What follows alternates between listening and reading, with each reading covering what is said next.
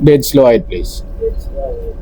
Shout out po kay Captain Mark Morales from Don Alfonso Senior to. Shout out to.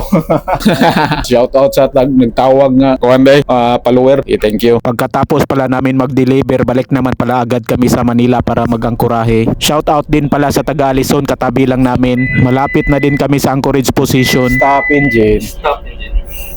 Ay, standby na mo pro. Nag-stop na tayo to cable sa head.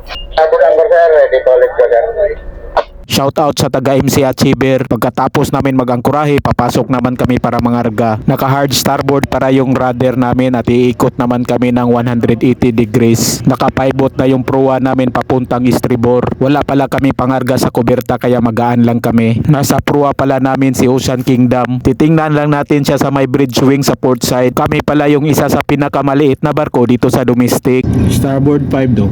Starboard. Starboard.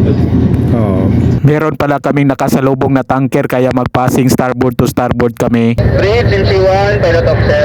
Kaya piloto, sa awa ng Panginoon, nakadikit na kami ngayon. Baba na pala yung piloto namin. Shoutout sa magaling namin na piloto na binigyan kami ng sombrero. Thank you Lord. Ingat palagi sir. God bless. Shoutout kay provider.